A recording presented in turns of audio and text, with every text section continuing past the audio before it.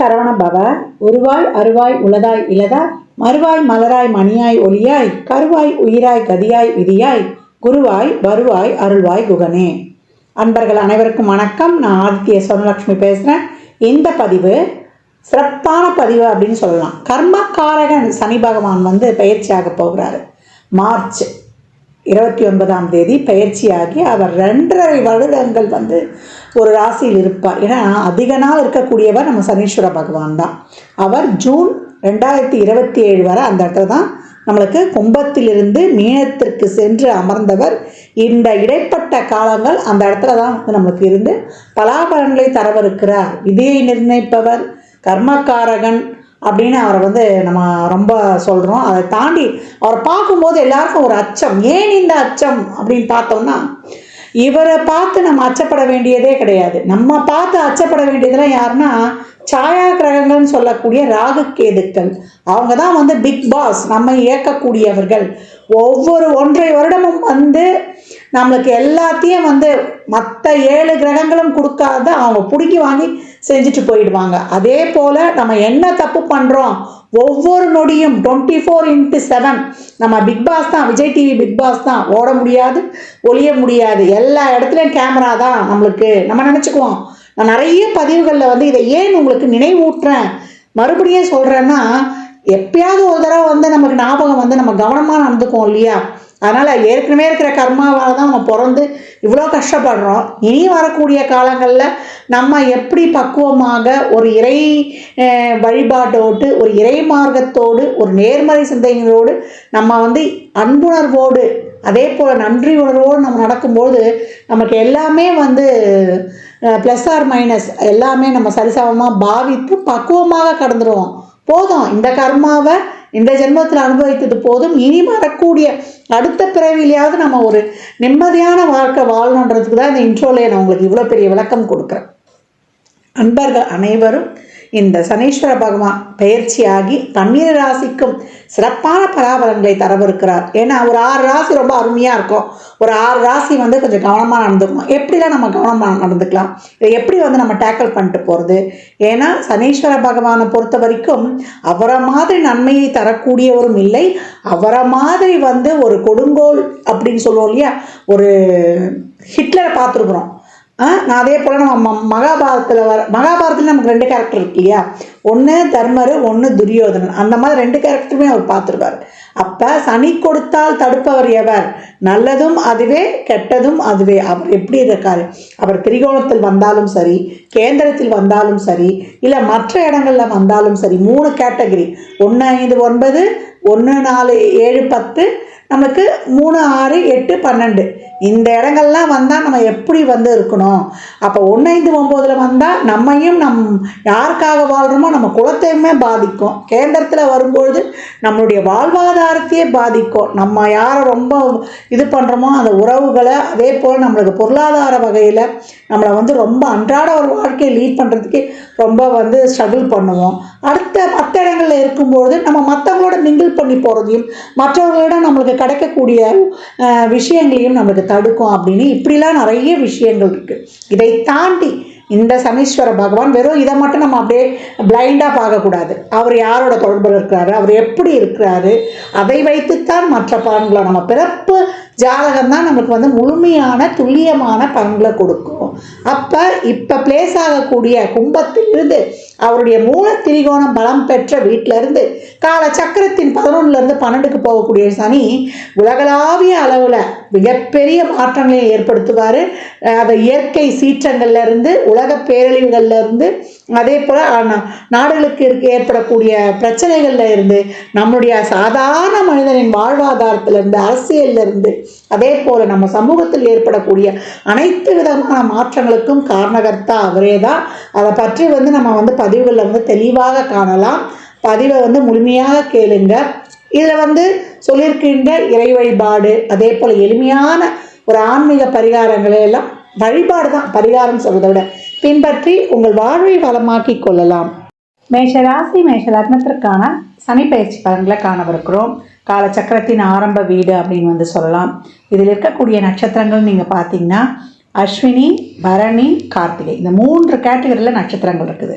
இப்போ மேஷத்துக்கு இது வந்து ஏழரை சனியில் ஆரம்ப காலகட்டம். எந்த தரப்பினருமே நமக்கு தசாபுதி சிறப்பாக இருக்குது, சிறப்பாக இல்லை, எங்களுக்கு வந்து அந்த புத்தியே வரல, எங்களுக்கு ஒரு நல்ல இடத்துல பிளேஸாக இருக்குது அப்படின்னா கூட ஏதாவது ஒரு சில மாற்றங்கள், தாக்கங்கள் நம்ம வந்து கடந்து தான் வரணும். இதுதான் வந்து நிதர்சனம். ஏன்னா அவர் கர்மக்காரகன். நம்ம வந்து பெரிய மகான்கள்லாம் கிடையாது. நம்மளையே அறியாமல் ஒரு சில தவறுகளை செஞ்சுருப்போம். போன ஜென்மாவில் நம்ம என்ன பண்ணமோ இந்த ஜென்மாவில் வந்து ஏதாவது ஒரு வகையில் பிரச்சனைகளை சந்தித்து கடந்து வந்து கொண்டிருக்கிறோம். அதாவது ஒரு காட்டில் எப்படி ஒரு புலி, சிங்கம், கரடி இதெல்லாம் இருக்கும்பொழுது அங்கேயே மான், அதே போல் குதிரை, அது அடித்து தின்னக்கூடிய விலங்குகளும் வாழுதோ, ஒரே காட்டில் தான் இவங்க எல்லாருமே வாழ்கிறாங்க. ஏன்னா ஒவ்வொருத்தருடைய வாழ்வாதாரம் ஒன்று தாக்கி சாப்பிட்றதுல இருக்குது அப்படிங்கிற அந்த மாதிரி தான் நம்மளுடைய வாழ்நாள்லையும் யாருக்கும் வந்து ஒரு பீஸ்ஃபுல் லைஃப்ன்றதே ரொம்ப வந்து அரிது தான். எல்லாத்தையுமே கடந்து வரணும். அந்த பக்குவ நிலை எப்போ நம்மளுக்கு வரும் அப்படின்னு பார்த்திங்கன்னா, நம்ம வந்து ஒரு நல்ல ஒரு ஸ்டேபிளாக இருக்கும்போது. அப்போ ஏழரை சனி காலத்தில் வந்து நம்ம ஸ்டேபிளாக இருப்போமா அப்படின்னா, நம்மளை ரொம்ப ஒரு ஆசோலேஷன் மைண்டடாக, ரொம்ப வந்து ஒரு வேவரிங் மைண்டடாக, நம்மளால் வந்து எல்லாமே நல்லதாகவே தெரியும் நம்ம கண்ணுக்கு. நல்லது கெட்டது எது பகுத்தறிவு பார்க்கறதுல இங்கே வந்து இன்பேலன்ஸ்டாக இருக்கும். அப்போ அதை நம்ம கர்மா வேலை செய்யுதுன்னு சொல்லுவோம் இல்லையா, நான் நல்லா தான் பாருங்க, என்ன என் கர்மாவோ தெரியல, இப்படி போய் நம்ம மாட்டிக்கிட்டோமே அப்படின்லாம் சொல்லுவோம் இல்லையா. அந்த மாதிரி சூழலை தான் இந்த காலகட்டம் ஏற்படுத்தும் அப்படின்னு வந்து சொல்லலாம். இதுலேயே மேஷ ராசியில் வந்து 1 வயது குழந்தையிலேருந்து 90 வயது குழந்தை வரைக்கும் இருக்குது. இதில் first round, second round, third round நம்ம வந்து பிரிச்சுடுறோம். இது எப்படி எடுக்கிறது அப்படின்னா நம்ம பின்னாடி விரிவாக பார்க்கலாம். இதை இப்போ உங்களுக்கு வந்து இப்போ சந்திரனுடைய சனி இருக்குது, இல்லை சந்திரனுக்கு முன்பின் வீடுகளில் சனி இருக்கும்பொழுதும் உங்களுக்கு வந்து ஏழரை சனியாக நம்ம எடுத்துக்கலாம். சந்திரனை தொட்டு ஒரு 2 வீடுகளில் சனி இருக்கும்பொழுதும் ஏழரை சனியாக நம்ம வந்து இதை வந்து நம்ம கால்குலேட் பண்ணுறோம். சந்திரனுக்கு முன்பின் வீடுகளில் இருக்கும்போது நம்ம ஏழரை சனி காலகட்டத்தில் பிறந்திருப்போம். அப்போ வந்து நம்மளுக்கு ஒரு 27 வயதுக்குள்ளேயே ஒரு சிலருக்கு 2வது ரவுண்டு ஆரம்பிக்கும். அப்படிலாம் பிறக்கல, நாங்கள் தள்ளி தான் பிறந்திருக்கிறவங்களுக்கு 27 வயதுக்குள்ளே முதல் ரவுண்டாக இருக்கும். இப்போ நம்மளுக்கு ஒரு 45 வயதுக்குள்ளே, மேக்ஸிமம் ஒரு 55 வயதுக்குள்ளே இருக்கிறவங்களுக்கு செகண்ட் ரவுண்டாக இருக்கும். 55 வயதை கடந்தவர்களாக இருந்தால் தேர்ட் ரவுண்டு, அதுக்கு மேலே ஒரு 70 வயது கடந்த மேலே ஃபோர்த் ரவுண்டு கூட இருக்கும் அப்படின்லாம். இது வந்து விரய சனி, பொங்கு சனி, நம்மளுக்கு வந்து தங்கு சனின்னுவாங்க, மாரக சனின்னுவாங்க, எப்படி வேண்டுமானாலும் இதை அழைப்போம். இப்போ என்ன பண்ணணும், மேஷ ராசி லக்னக்கார அன்பர்கள் ஏழரை சனி வந்துருச்சு அப்படியே நம்ம பயந்து உட்காந்துட முடியுமா? அன்றாட வாழ்வை வந்து நம்ம வந்து கடந்து தான் வரணும். இந்த காலகட்டம் மேஷராசி அன்பர்கள் முதல் ரவுண்டாக இருக்கவங்களுக்கு நிறைய செலவினங்கள் இருக்கும். ஒரு விரைய செலவு, எதை தொட்டாலும் ஒரு விரைய செலவு, அது உடல் ஆரோக்கிய குறைபாடு, ஒரு ஹெல்த் இஷ்யூ, வேலையில் நிறைய அலைச்சல் திருச்சல் இருக்கும், இங்கே அங்கே ஒரு இருக்கும். இந்த அலைச்சல் திருச்சல்லாம் நீங்கள் அக்செப்ட் பண்ணிக்கோங்க. 12 சனி அமர்ந்திருக்கிறார். உங்களை பொறுத்த வரைக்கும் தொழில் ஸ்தானாதிபதி, 11ஆம் அதிபதி. அப்போ இங்கே வந்து உங்களுடைய எனர்ஜி வந்து விரயமாக போகுதா, உங்களுடைய டைம் விரயமாக போகுதா, உங்களுடைய பணம் விரயமாக போகுதா அப்படின்னு வந்து நம்ம பார்க்கலாம். ஏன்னா வந்து இந்த காலகட்டம் அலைச்சல் திருச்சலோடு ஒரு வேலையை மேற்கொள்ளணும். வேலையில் வந்து ஒரு டைம் வந்து நம்ம வந்து எதிர்பார்க்கவே முடியாது. அந்த டைமை கடந்து நம்ம வந்து உழைக்க வேண்டியது இருக்கும். நீங்கள் அந்த மாதிரி வேலைக்காக நீங்கள் கூடுதலாக உழைக்க போடும்பொழுது, ஒரு அலைச்சல் திருச்சலோடு இருக்கும்பொழுது உடல் விரயம் நீங்கள் ஏற்படுத்தணும். நம்முடைய உழைப்பு இங்கே அதிகமாகும்பொழுது நம்மளுடைய ஒரு உடல் சுகவீனம், ஒரு பொருளாதார விரயம் இதெல்லாம் மட்டுப்படும். ஏன்னா அவர் பார்க்கக்கூடிய இடங்கள் 2, 6, 9. அப்போ 2 என்ற தனம், குடும்ப, வாக்குஸ்தானம், அந்த பொருளாதார விரயம், கையிருப்பு குறையிறதுலேருந்து, அதே போல் நம்மளுக்கு வந்து ஒரு தொழில் 6ஆம் இடம் சொல்லக்கூடிய நம்மளுடைய டெய்லியும் அன்றாடம் வருமானம், அதே போல் ஒரு சர்வீஸு, ஒரு நோய், கடன், எதிரி, இந்த விஷயங்களில் இதெல்லாம் வந்து நம்மளுக்கு வந்து ஒரு அனுகூலமான நிலையை வந்து எதிர்பார்த்து கடந்து வந்துடலாம் அப்படின்னு வந்து சொல்லியாச்சு. வேலையில் எந்த ஒரு நம்ம வந்து ஒரு டைம் ஃபிக்ஸ் பண்ணாமல் அந்த வேலைக்காக நம்மளை ரொம்ப சமர்ப்பிக்கிறது. நம்ம தொழிலில் வெற்றி பெறணும்னு நான் ஏற்கனவே சொல்லியிருப்பேன். ஒரு 2 விஷயங்களை ஃபாலோ பண்ணணும்னு சொல்லிட்டு, ஒன்று கிடைச்ச தொழிலை நேசிக்கணும், இல்லை நம்மளுக்கு பிடிச்ச தொழிலுக்கு போகணும். பிடிச்ச தொழிலுக்கு எல்லாருக்கும் கிடைக்குதா? படிக்கிறோம், சம்மந்தமே இல்லாத ஒரு வேலைக்கு போகிறோம். அதனால் இந்த காலகட்டம் மேஷராசி அன்பர்கள் நமக்கு கிடைக்கிற வேலையை நம்ம எடுத்துக்கணும். நான் ஏற்கனவே இளைஞர்களுக்கு அதான் சொல்லுவேன், உங்களை பொறுத்த வரைக்கும் தொழிலில் எப்போவுமே அதிகப்படியான ஸ்ரத்த போடணும். ஏன்னா உங்களுக்கு பாதகாதிபதியாக வருகிறார். இந்த காலகட்டம் தொழிலில் உடன்பணிப்புரிவுகளில் மேலக அதிகாரி இவங்ககிட்டலாம் ரொம்ப கவனமாக இருக்கும். மார்ச் ஏப்ரல் மே வரைக்குமே உங்களுக்கு சுக்கிரனும் கொஞ்சம் உச்சமாகி அவர் கொஞ்சம் ஃபேவரபுளாக பண்ணிவிடுவார். அப்போ என்ன பண்ணணும்னா கஷ்டம் இருந்தாலும் நம்ம அதை உழைக்கக்கூடிய ஒரு இதுவும் நமக்கு கொடுத்துருவார் அப்படின்னு சொல்லலாம். மாணவர்கள் படிப்பில் ரொம்ப கவனமாக இருக்கணும். படிப்பை விட்டு வேறு எந்த சிந்தனையும் போகக்கூடாது. ஒரு ஹாஸ்டலில் தங்கி படிக்கிறது, வெளியூரில் தங்கி படிக்கிறது, படிப்புக்காக ரொம்ப எஃபர்ட் போடுறது, அதற்கான ஒரு நிறைய ஒரு முயற்சிகளை எடுக்கிறது. ஒரு தடவை முடியாது, 2-3 தடவை அந்த செயல்களை செய்கிற மாதிரி இருக்கும். உங்களுடைய பெரியவங்களை கொஞ்சம் ஆலோசனை கேட்டு நீங்கள் அதெல்லாம் ஃபாலோ பண்ணிக்கலாம். அதே போல் இல்லத்தரசிகளுக்கு இந்த காலகட்டம் நிறைய ஒரு பணிச்சுமை, மனச்சுமை இதெல்லாம் இருக்கும். இதெல்லாம் ஓவர் கம் பண்ணி வந்துடலாம். ஏன்னா அதுக்கப்புறம் உங்களுக்கு குருவுடைய பெயர்ச்சியும் வந்துடும் அப்படின்னு சொல்லலாம். இந்த காலகட்டம் உங்களை பொறுத்த வரைக்கும் இது ஒரு 2வது ரவுண்டாக இருக்குது அப்படின்றவங்களுக்குலாம் நல்ல ஒரு சுப விரயங்களாக இருக்கும். ஒரு வீடு கட்டுவோம், ஒரு லோனில் ஒரு வண்டி வாங்குவோம், அப்படி இல்லை ஏதாவது ஒரு முதலீடுகளை செய்வோம், ஒரு தேவைக்கான ஒரு ட்ரஸ்ட்டு ஈடுபாடு, 4 பேருக்கு நல்ல விஷயங்களை செய்வது, இந்த மாதிரி உங்களை பில்டப் பண்ணிக்கோங்க. அதே போல் ஒரு 3வது ரவுண்டாக இருக்குதுன்னா யார்கிட்டையும் எந்த எதிர்பார்ப்பையும் வச்சுக்காதீங்க. உங்களுடைய வேலை நீங்கள் ஒன்றுன்னு இருங்க. அடுத்தவங்ககிட்ட எதிர்பார்த்து வாழணும்னு நினைக்காதீங்க. இந்த காலகட்டம் அடுத்தவருடைய உதவி கிடைக்காது. உங்களுடைய திறமையும் உங்கள்கிட்ட இருக்கிற பொருளும் உங்கள்கிட்ட நீங்கள் இது வரைக்கும் கடந்து வந்தீங்களே அனுபவம், அதை வைத்து நீங்கள் பக்குவமாக கடந்துடணும். உடல் ஆரோக்கியத்திலையும் அடுத்தவங்ககிட்ட எந்த எதிர்பார்ப்பும் வைத்து கொள்ளாத போது இந்த 7 சனி உங்களை என்னமே செய்யாது அப்படின்னு சொல்லலாம். ஒரு 4வது ரவுண்டாக இருக்குது ஒரு சிலருக்கு அப்படின்னு இருக்கும். ஒரு 80 வயதை கடந்தவங்களுக்குலாம் உடல் ஆரோக்கியத்தில் பார்த்துட்டு எப்பவும் இறைவனுடைய திருநாமங்களை சொல்லிட்டு நம்ம கடந்து வந்துடணும். குடும்பத்தில் ரொம்ப கவனம் இருக்கணும். ஒவ்வொரு வருவாயை, ஒவ்வொரு பைசாவை நம்ம வாங்கினா கூட இறைவனுக்கு நன்றி சொல்லணும். நம்ம எவ்வளோக்கு எவ்வளோ உழைப்பு போடுறோமோ முதலீடு இந்த காலகட்டத்தில் போடுறதை தவிர்க்கணும். ஒரு வெளியூர் வேலை வாய்ப்பு, ஒரு நான் பணம் செலவு பண்ணி போகிறேன், இல்லை ஒரு முதலீடு பண்ணுறதுக்கும் அவங்க சுய ஜாதகத்தை இந்த காலகட்டம் நம்ம ஆய்வு செய்து கொள்ளணும். நம்மளுக்கு எப்படி இருக்குன்னு கையிருப்பு பணம் குறைய போகுது. அப்போ நம்ம என்ன பண்ணோம், இந்த காலகட்டம் நம்ம ஒரு நல்ல விஷயங்களாக பண்ணிக்கிறதோ இல்லை போக போகிற பைசாவை நம்ம மனம் மோந்து 4 பேருக்கு ஒரு தர்ம காரியங்கள் பண்ணிடுறது, இதெல்லாம் ரொம்ப நம்ம சாதகமாக ஒரு அனுகூலமாக செய்து கொள்ளலாம். உடல் ஆரோக்கியத்திலையும் வண்டி வாகனங்களில் செல்லும்பொழுது கொஞ்சம் கூடுதல் கவனம் வேணும்.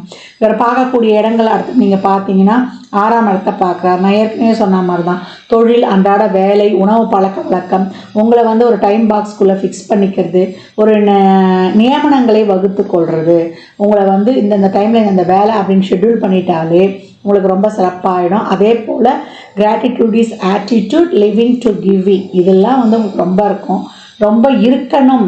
அதெல்லாம் பண்ணிங்கன்னா நிறைய தான தர்மங்கள் பண்ணும்போது, ஒரு ட்ரஸ்ட்டு ஈடுபாடு இருக்கும்பொழுது, நன்றி உணர்வோடு இருக்கும்போது, ஏன்னா 12ல் வரக்கூடிய சனி மற்றவர்களோட ஒரு இணைந்து போகக்கூடியது, மற்றவர்களுடைய ஒரு ஒத்துழைப்பில் அந்த காலகட்டத்தை கிடைக்கிறது ரொம்ப அரிதாக இருக்கும்.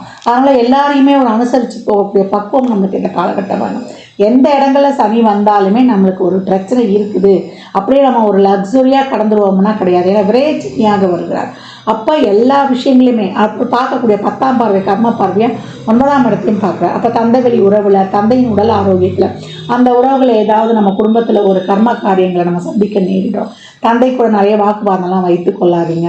அவர்கிட்ட ரொம்ப இன்னும் அவருடைய ஆரோக்கியத்தில், அவர்கிட்ட நடந்துக்கிறதுல நம்மளுக்கு ஒரு பொறுமை, சகிப்புத்தன்மை, பொறுப்புணர்வு இதெல்லாம் ரொம்ப இருக்கணும். பூர்வீக சொத்து பிரச்சனை இருந்தவங்களுக்குலாம் அவங்களுக்கு ஒரு பிரச்சனையாகவே ஒரு சொத்து இருக்கும். மேஷம் இல்லையா, இதற்கு ஒரு பிரச்சனைக்கான சொத்துலாம் இருக்கும். ஒரு சிலருக்கு தசாபதிலாம் சிறப்பாக இருக்கும்போது அதில் ஒரு வெளிவரக்கூடிய ஒரு ரிலீஃப் எல்லாம் கிடைக்குமே.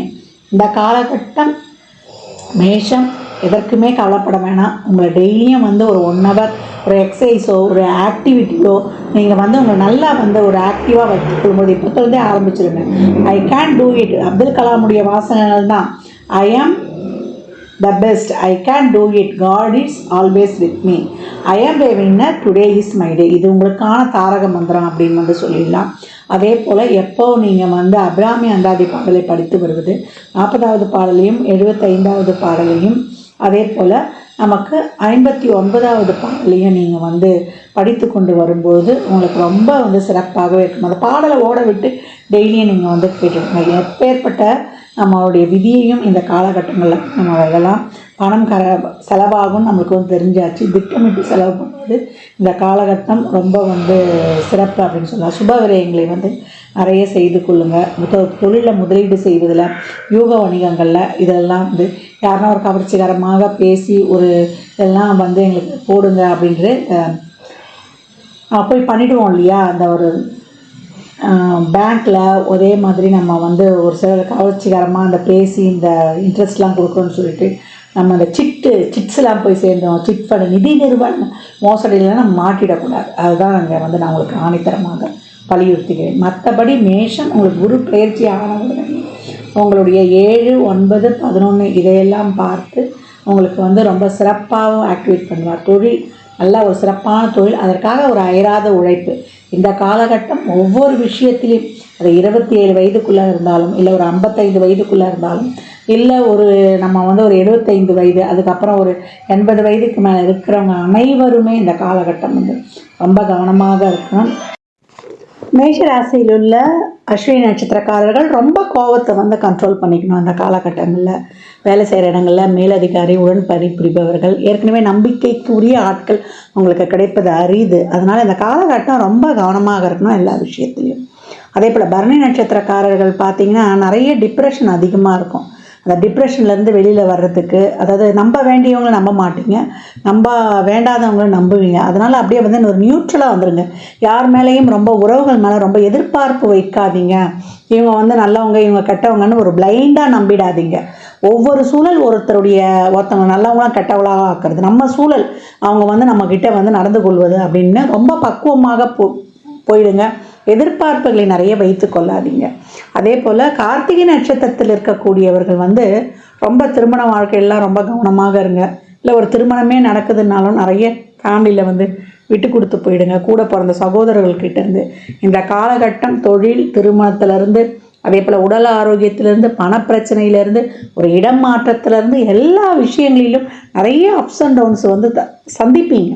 அதனால் ரொம்ப கவனமாக, ரொம்ப வந்து ஒரு நிதானம், பொறுமை, சகிப்புத்தன்மை, பொறுப்புணர்வு, அதே போல் அயராத உழைப்பு, தெய்வ நம்பிக்கை, ஒரு டிவைன் எனர்ஜி எப்பயும் உங்களோட இருக்கணும். அந்த மாதிரி பார்த்து கொள்ளும்போது 7.5 சனி ஒரு பெரிய விஷயமே ஒரு இதுவே கிடையாது. உங்களுக்கு அவர் 10-11 கூடியவர். நல்ல சிறப்பான தொழில் மாற்றங்கள், முன்னேற்றங்கள், ஏற்றங்கள் இதையெல்லாம் கொடுத்துருவார். நீங்கள் உழைக்க தயாராக இருக்கும்பொழுது முதலீடு, பொருளாதாரத்தை வந்து நம்ம போடுறது தொழிலில், அதே போல் வெளியில் கொடுக்கறது, கையை விட்டு பணம் போகிறது, இதிலெல்லாம் கொஞ்சம் கவனம் இருக்கணும். வாக்கில், கமிட்மெண்ட்ஸில், அதே போல் இப்போது குடும்ப உறுப்பினர்களின் தேவைகளை, நம்ம கடமைகளை நம்ம சரிவர செய்யும்பொழுது நம்ம சனீஸ்வர பகவான் கொடுத்தால் தடுப்பவர் எவர்னு சொல்லுவாங்க. அது நல்லதும் சரி, கெட்டதும் சரி. நம்மளுக்கு என்ன மாதிரியான தசாபுதிகள் நடக்குது அதை வைத்து தான் இதில் இருக்கக்கூடிய பலன்கள். இதெல்லாம் ஒரு 30% வந்து நம்மளுக்கு ஆப்டாக வரும். மற்றபடி அவங்களுடைய தசாபுதிகள் தான் அவங்களுக்கு. அதனால் 7.5 சனி வந்துருச்சு அப்படின்ட்டு நம்ம அஞ்ச வேண்டியதே கிடையாது.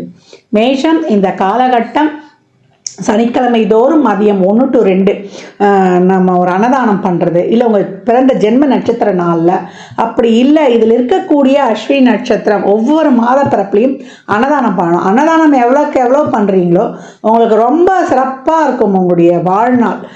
அதை எலுமிச்சங்காய் ஊறுகாவோட ஒரு வாட்டர் பாட்டில் தண்ணியோட 11 ரூபா 21 ரூபா சில்லறை பணை வைத்து தரும்பொழுது மேஷம் என்றைக்குமே வந்து ஒரு சிறப்பான முன்னேற்றத்தின் பாதையில், அது 7.5 சனியாக இருந்தாலும் கூட.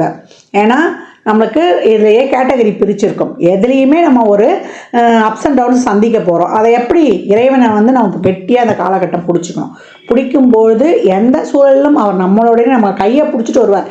ஒரு இருட்டில் போகிறோம் அப்படின்னும் போது நம்ம கையை பிடிச்சிட்டு யாருன்னா வந்தாங்கன்னா நமக்கு ஒரு தைரியமாக போவோம்ல.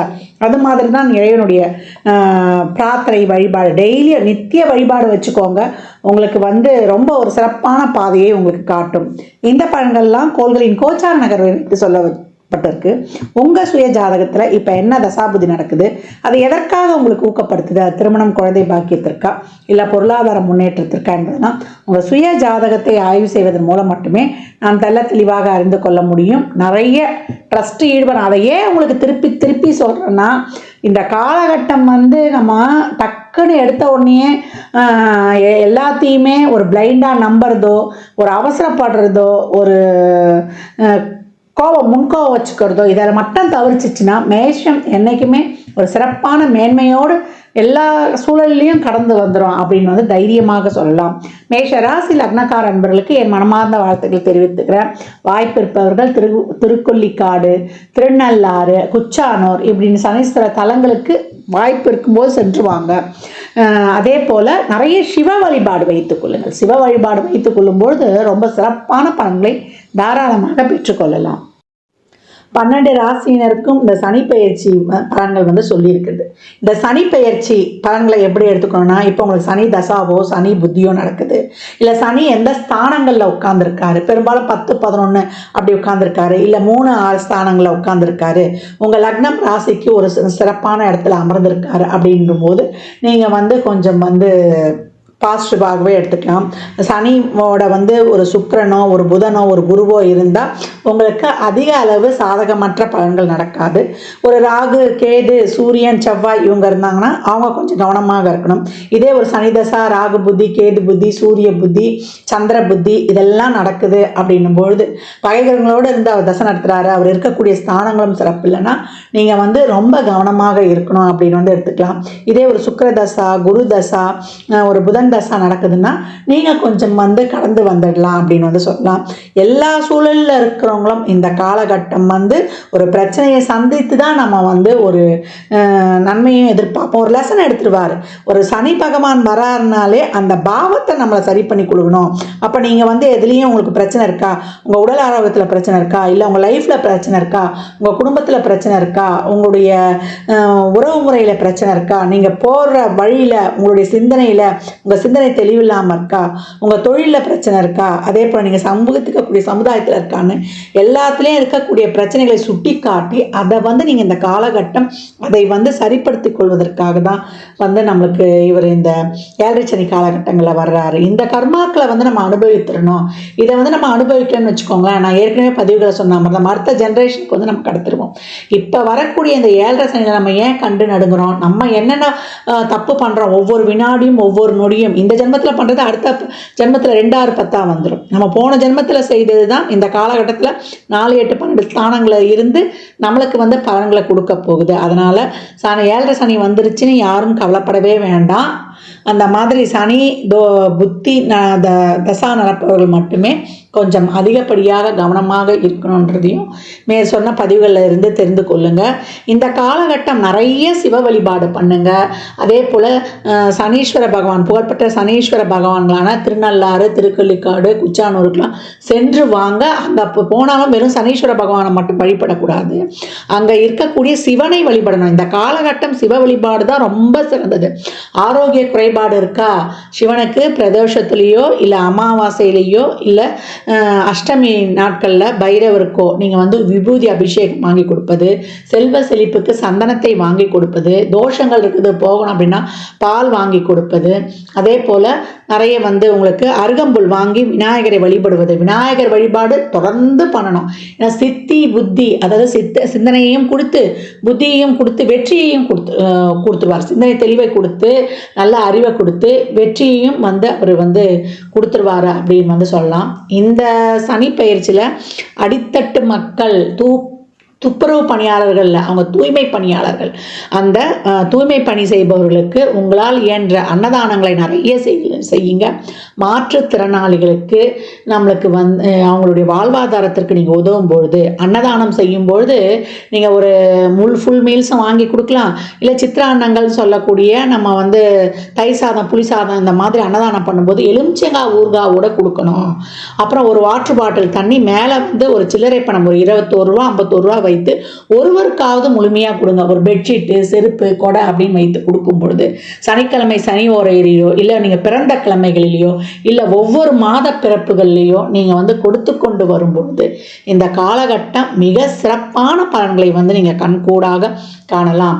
அதனால் அதே போல் நவகிரகத்தில் இருக்கக்கூடிய சனீஸ்வர பகவானை வந்து இந்த வெறும் நல்லெண்ணெய் தீபம் போட்டால் போதும், அது ஒரு 9 முறை வளம் வந்தால் போதும். இந்த ஆண்டி கிளாக் வைஸாக வளம் வர்றதெல்லாம் தயவு செய்து பண்ணவே பண்ணாதீங்க. இந்த கோச்சாரத்தில் சனி பயிற்சியால் நடக்கக்கூடிய பலன்களை சொல்லியிருக்கிறோம்.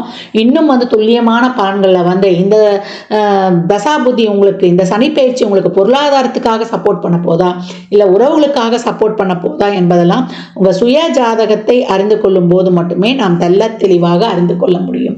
அதனால் 7.5 சனி வந்துருச்சு, நம்மளுக்கு வந்து அதில் வந்து விரைய சனி வந்துருச்சு, பாத சனி வந்துருச்சு, கண்ட சனி வந்துருச்சு, அர்த்தாஷ்டம சனி வந்துருச்சு, அஷ்டம சனி வந்துருச்சு அப்படின்னு பயப்பட வேண்டாம். சனி எந்த இடத்தில் இருந்தாலுமே அவரை சாதகமாக்கி கொள்ள இறைவனை வழிபடும் பொழுது மிக சிறப்பான பலன்களை நம்ம வந்து அனைவருமே பெற்றுக்கொள்ளலாம். பெரிய நெருப்பு யாருன்னு கேட்டிங்கன்னா சிவபெருமான். அவருடைய நெற்றிக்கண்ணிலிருந்து தோன்றிய அந்த நம்முடைய சின்ன நெருப்பான நம்முடைய முருகப்பெருமானையும் வழிபடும் பொழுது மிக சிறப்பான பலன்களை காணலாம். எவ்வளோக்கு எவ்வளோ கோயிலில் வந்து நீங்கள் எலுமிச்சம்பழத்தை, ஒரு குங்குமம், ஒரு மஞ்சள் பேக்கெட்டோட தானமாக கொடுக்குறீங்களோ அதை அவ்வளோக்கு அவ்வளோ உங்களுடைய வாழ்க்கையில் மிகப்பெரிய வெற்றிகளை வந்து காணலாம். எலுமிச்சம்பழத்தை வந்து மாலையெல்லாம் கோர்த்து போட்டுறாதீங்க. எலுமிச்சம்பழத்தை மாலையெல்லாம் கோர்த்துட்டா அதுக்கு வந்து இப்போ இந்த பவரே போயிடும். அந்த மாதிரி போட்டு கொண்டு வாங்க. சாமிகிட்ட எலுமிச்சம்பழம் வச்சு உதிரியாக கொடுத்துருங்க. குலதெய்வ கோயிலில் போய் இந்த காலகட்டம் வழிபட்டு வருவது ரொம்ப சிறப்பு. மாதம் போய் வழிபட்டாலும் பரவாயில்ல. 33 எலுமிச்சம்பழத்தை ஒரு சகப்பு துணியில் நல்லா மஞ்சள் தண்ணியில் கழுவிட்டு ஒரு சகப்பு துணியில் தொட்டு ஒரு எலுமிச்சம்பழத்தை எடுத்து வைத்து மூட்டை கட்டி உங்களுக்கு என்ன கோரிக்கையோ அவர்கிட்ட கொடுத்துட்டு வந்துடுங்க. ஒரு மஞ்சத்தூள் குங்குமம் பாக்கெட்டோட கொடுத்து கொண்டு வரும்பொழுது உங்கள் வாழ்க்கையில் மிகப்பெரிய வெற்றிகளை காணலாம். தனியாக நீங்கள் ஒரு 3 பழம் வச்சு வாங்கிட்டு வந்து ஒன்று உங்கள் கூடையே வைத்துக்கோங்க, ஒன்று ஜூஸ் போட்டு குடிச்சிருங்க, ஒன்று வந்து பூஜை அறையில் வைத்துக்கொள்ளுங்க. இதை வந்து வாய்ப்பு கிடைக்கும் போதெல்லாம் செய்து கொண்டே வரும்பொழுது அந்த எலுமிச்சம்பழம் பேக்கில் வைக்கிற எலுமிச்சம்பழம் காஞ்ச உடனே நீங்கள் இன்னொரு எலுமிச்சம்பழம் வச்சுக்கலாம். அது அழுகுது, ஒரு கருப்பாயிடுமானா உங்ககிட்ட இருக்கிற அத்தனை கண்டிஷ்டியும் போயிடுச்சுன்ட்டு நீங்கள் வந்து தைரியமாக இருக்கலாம். நேரம் கிடைப்பவர்கள் திருவண்ணாமலை கிரிவலம் செல்வது ரொம்ப சிறப்பு. பௌர்ணமிக்கு தான் போகணும் அந்த கூட்டத்தில்னு கிடையாது. 24x7 365 நாளும் எப்போ நினைக்கிறீங்களோ தாராளமாக கிரிவலம் சென்று வரலாம். அது வந்து அமாவாசை, பௌர்ணமி, பிரதோஷம், அஷ்டமி, நவமி, பஞ்சமின்னு எல்லா நாட்கள்லையும் போகலான்னு சொல்லியாச்சு. சித்தர் ஜீவசமாதி வழிபாடு செய்வது, அங்கே போய் அமர்ந்து மெடிடேஷன், யோகா, தியானம், தியானம் பண்ணுவது. யோகா வந்து நம்ம உடம்புக்கும் நல்லா புத்துணர்ச்சியை கொடுத்துரும். தினமும் பண்ணும்பொழுது டே டு டே நம்ம உடம்பை வந்து ஆக்டிவாக வச்சுக்கிறது. நான் ஏற்கனவே சொன்ன மாதிரி தான் எக்ஸசைஸு, அதே போல் உணவு பழக்க வழக்கத்தில் இயற்கை உணவுகளை சாப்பிடுவது, நலன் தமயந்தி படம் பார்ப்பது, ஹரிச்சந்திரா படம் பார்ப்பது, இல்லை அந்த கதைகளை கேட்பது. ஏன்னா 7.5 சனியினால தான் அவங்களுக்கு அந்த வந்து கதையே நடந்தது. இதெல்லாம் பார்க்க இதுவுமே வாழ்க்கைக்கு ஒரு டெக்னிக் ஆகிடும். 1, 4, 7, 10 பிறப்பு ஜாதகத்தில் சனி இருக்குமா, இப்போ கோச்சாரத்தில் அப்படி வர்றவங்களுக்கும், ஜென்ம சனியாக இருக்கிறவங்களுக்கு, அர்த்தாஷ்டம சனியாக இருக்கிறவங்களுக்கு, கண்ட சனிகளாக இருக்கிறவங்களுக்கு, 10 சனி வரவர்களாக இருந்தாலும் இந்த கதைகளை படிப்பது. பொதுவாக எப்போவுமே இந்த சரித்திர கதைகளை, சனி தோஷம் இருக்குது, சனி தசா புத்தியோ நடக்குதுன்றவங்க கூட பார்க்கும்போது மிகப்பெரிய ரிலீஃப் கிடைக்கும். அதாவது மன அழுத்தம் நிறைய ஆகிடும், ஒரு பயம் வந்து பற்றிக்கொள்ளும். இதெல்லாம் நீங்குவதற்கு தான் இந்த செயல்பாடுகள்லாம். இதில் எல்லா விதமான செயல்பாடும் சொல்லியிருக்கிறேன். யாரால் என்னென்ன முடியுமோ தாராளமாக பின்பற்றுங்க.